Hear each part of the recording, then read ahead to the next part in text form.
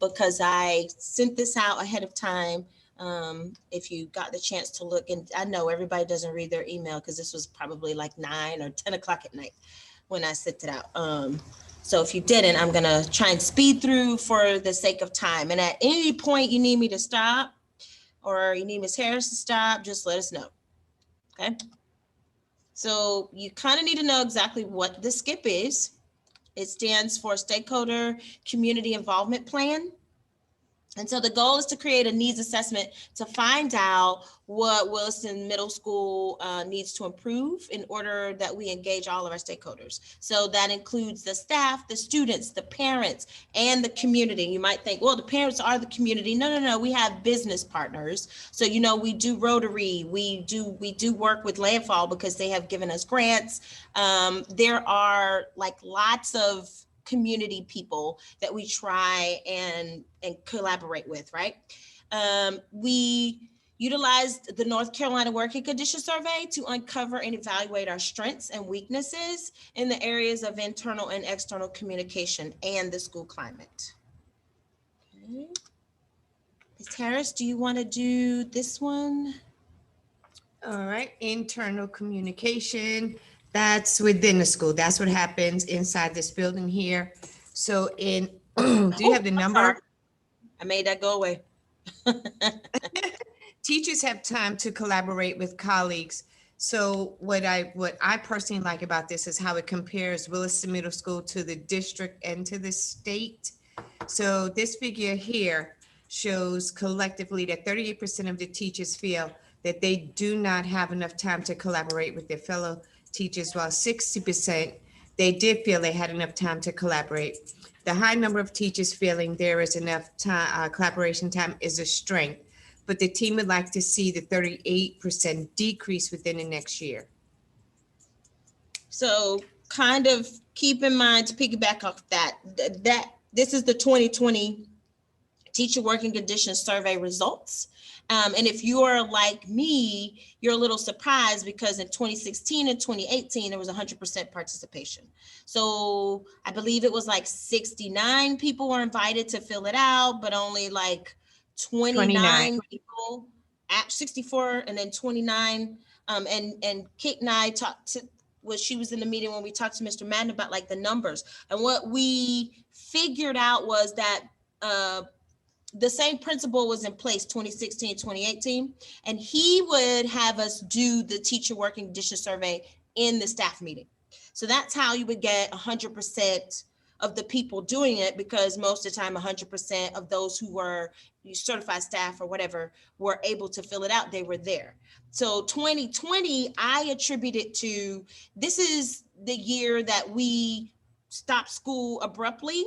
And a lot of things were going on, and like people may have missed the survey because I don't remember. I feel like it comes out in March and you have like a window of time to do it.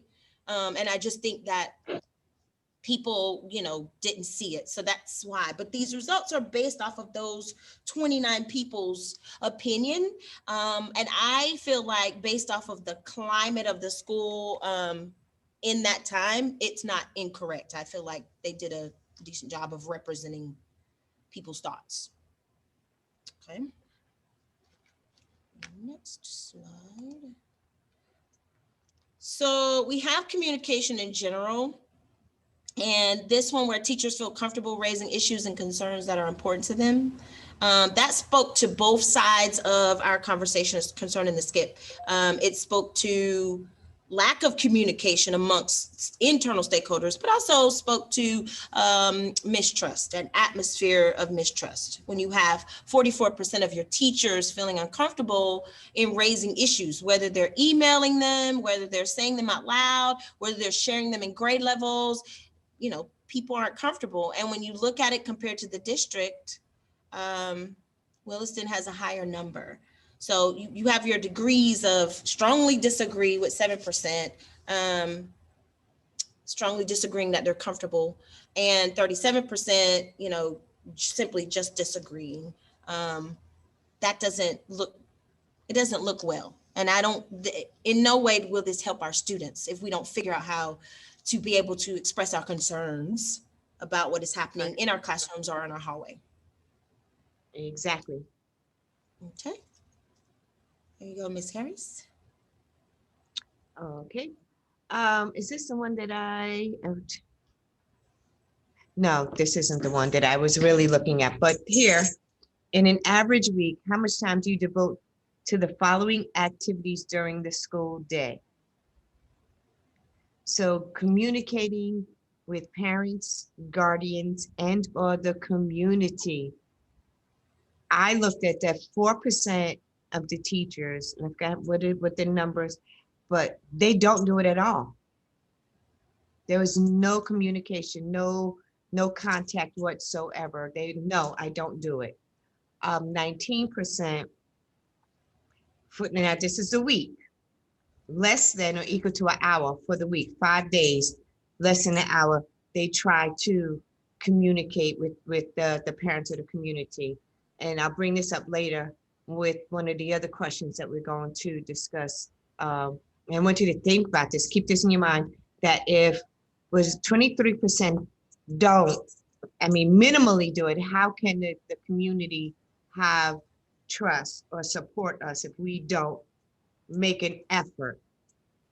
Okay, but then 74% of the teachers, they more than an hour, but less than 3. Again, this is for the week, Monday through Friday, less than an hour, a little more than an hour, but less than 3 for the week. 4 classes. How many kids, students do you have? 120. So I just found that I found that bothersome. If you want the community to support us, if you want the parents to help, what do you want me to do with this student if we are not making that known? So we complain a lot, the parents don't do this, so parents don't do that. But 23% of us don't bother to connect. Now, whether they can get through or not, what was your attempt? Did you even try? The same way we ask our kids, hey, I need help. Did you try it first? So this one here, this really spoke to me when you get to the other questions about, how the community treats Williston. So, Yeah. yeah, this one here I had to spoke to me a lot. because I think I'm in the light gray. I'm part of the 74%. That just kind of doesn't get it out there.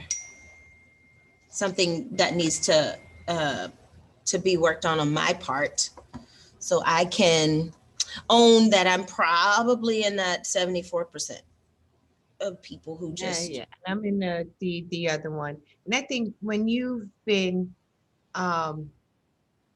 this goes back to the other one with the trust. When you've been kind of burnt by the supervisors and admins here, I tend to go a little bit above, because no, you're not going to say I didn't do this. Here's my record. So I'm in the next one. I'm more than 3 hours, and it's sad to say it's not. It's more to cover myself because of not being supported by our administrators. Yeah. Any thoughts there from Mr. Mitchell, Ms. Steele? Any thoughts? I think this is great. I feel like looking at this data, it should be presented to the staff as a whole. And because I feel like a lot of us don't really reach out. Like I was telling you last night, I stayed here and I talked to the parent almost 30 to 45 minutes. And it's building those relationships with the parents is what's going to help you succeed in this business. Because you got to realize we're dealing with their most precious prized possessions, that's their children. And getting to know them is the only way you're going to succeed. I don't see any other way around. Right. Okay. So this one,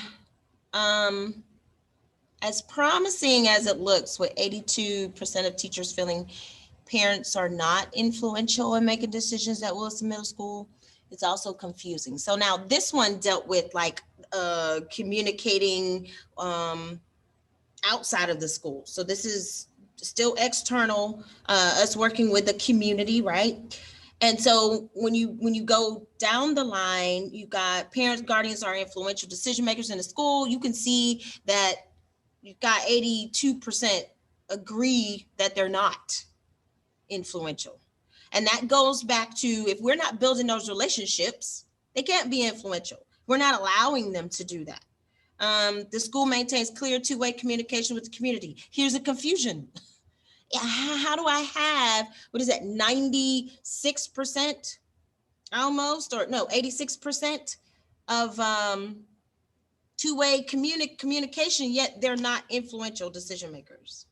So what am I talking to them about, and what are they talking to me about, but they're Right. not impacting any decisions that are made here, right? So then the school does a good job of encouraging parent guardian involvement.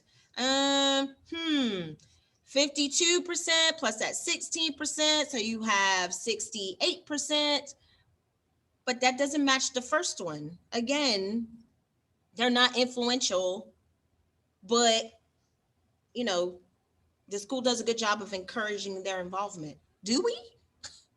And if we are, if we really are encouraging them, you know, to be involved, then we're not listening to the decisions or suggestions that they're making, because they're not influential decision makers, right? Teachers provide parent guardians with useful information about student learning. So that was better. That was better. But we must be doing it between 1 and 3 hours of time, 5 days a week, talking to them. You know, we're cramming it all in. So it was a little, you know, confusing, a little, it didn't mesh, kind of didn't make sense. So I wasn't sure what to make of it. But I did notice that there was, you know, kind of this up down. And keep in mind, of the 29 participants, maybe they are, but the rest that didn't do the survey, we're not sure. Okay. That one's yours, Ms. Harris. Okay, here we go again. It's a lot of discrepancy, and I kept in mind that I'm talking about and looking at 29%, the 69% of the teachers responded, but it's still, even with that small number, it's still very inconsistent. With parents and guardians know what's going on in the school, parents and guardians support the teachers, community members support the teachers, and then the community we serve is supportive of this school. If you look at the numbers, it's like, where we at? And that's what I kept getting. And to me, who who really I don't trust data because of stuff like this. You know, we have X amount of teachers, and if someone looks at this, they don't know that only 29% of teachers fill this out. So it's parents and guardians support the teachers, and this goes back to the very first one. If we are not connecting or trying or making an attempt, how can they support us?